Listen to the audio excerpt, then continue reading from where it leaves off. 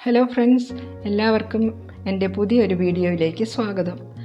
സദ്യക്കൊക്കെ ഒഴിച്ചുകൂടാനാവാത്ത പുളിയിഞ്ചി അഥവാ ഇഞ്ചിപ്പുളി തയ്യാറാക്കുന്നത് എങ്ങനെയാണെന്ന് നമുക്ക് നോക്കിയാലോ. അതിനായിട്ട് ഞാൻ ഇഞ്ചി ചെറുതായി അരിഞ്ഞത് 1/2 കപ്പ് എടുത്തിട്ടുണ്ട്. ഒരു ചെറിയ നാരങ്ങയുടെ വലുപ്പത്തിലുള്ള പുളി 1 കപ്പ് വെള്ളത്തിൽ കുതിർത്ത് വെച്ചിട്ടുണ്ട്. 1 പച്ചമുളക് മാത്രമേ ഞാൻ എടുത്തിട്ടുള്ളൂ. ഇനി ഒരു ചീനച്ചട്ടി അടുപ്പത്ത് വെച്ച് 3 ടീസ്പൂൺ എണ്ണ ചൂടാക്കി ഈ പൊടിയായി അരിഞ്ഞ ഇഞ്ചി നമുക്ക് അതിലേക്ക് ഇട്ട് കൊടുക്കാം. ഇതൊരു മീഡിയം ഫ്ലെയിമിലിട്ട് ചെറുതായി വറുത്ത് കോരിയെടുക്കണം. അധികം കരിഞ്ഞു പോകാതെ ഇഞ്ചി ഇതുപോലെ നമുക്ക് വറുത്ത് കോരി മറ്റൊരു പാത്രത്തിലേക്ക് മാറ്റി വയ്ക്കാം. ഇനി അതേ എണ്ണയിലേക്ക് തന്നെ 1/2 ടീസ്പൂൺ കടുക്, 1/2 ടീസ്പൂൺ ഉലുവ പൊട്ടിക്കാം. ഉലുവയും കടുകും പൊട്ടി വരുമ്പോൾ നമുക്ക് 2 ഉണക്കമുളക് കൂടി അതിലേക്ക് ചേർത്ത് കൊടുക്കാം. ഉണക്കമുളക് ചേർത്തി കഴിഞ്ഞാൽ പിന്നെ കറിവേപ്പിലയും കൂടെ ചേർത്തി കൊടുക്കണം. കറിവേപ്പിലയും കൂടെ ചേർത്താൽ പിന്നീട് നമ്മൾ അരിഞ്ഞു വെച്ച ആ പച്ചമുളക് കൂടെ അതിലേക്ക് ഇട്ട് നമുക്ക് ചെറുതായി ഇളക്കി മൂപ്പിച്ചെടുക്കാം. ഇനി നമ്മൾ ഫ്ലെയിം താഴ്ത്തി വെച്ച ശേഷം 1/2 ടീസ്പൂൺ മുളക് പൊടിയും 1/4 ടീസ്പൂൺ മഞ്ഞൾപ്പൊടിയും 1/4 ടീസ്പൂൺ തന്നെ ഉലുവപ്പൊടിയും ആ എണ്ണയിലേക്ക് ഇട്ട് കൊടുക്കാം. ഇനി ഇത് ചെറുതായിട്ടൊന്ന് മൂത്ത് വരട്ടെ. ഇനി ഇത് ചെറുതായി മൂത്ത് വരുമ്പോൾ നമുക്ക് അതിലേക്ക് നമ്മൾ നേരത്തെ കുതിർത്ത് വെച്ച ആ പുളിവെള്ളം അരിച്ചൊഴിച്ചു കൊടുക്കാം.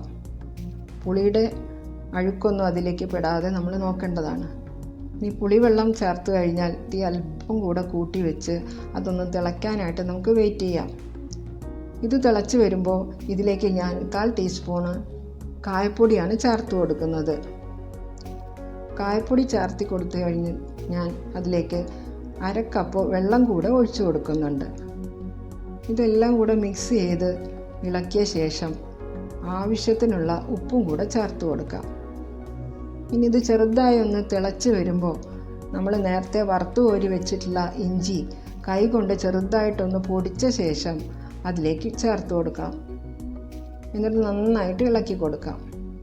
തീ മീഡിയം ഫ്ലെയിം തന്നെ ഇപ്പോഴും മതി കേട്ടോ. ഇനി ഇത് നന്നായിട്ടൊന്ന് തിളച്ച് വരുമ്പോൾ ഞാനിവിടെ ശർക്കര കുറച്ച് വെള്ളത്തിൽ കുതിർത്ത് വെച്ചിട്ടുണ്ടായിരുന്നു. ആ ശർക്കര ലായനി ഞാനത് അരിച്ച് അതിലേക്ക് ഒഴിച്ചു കൊടുത്തു. നിങ്ങൾക്ക് മധുരത്തിന് ആവശ്യമായിട്ടുള്ള ശർക്കര ചേർക്കാവുന്നതാണ് കേട്ടോ.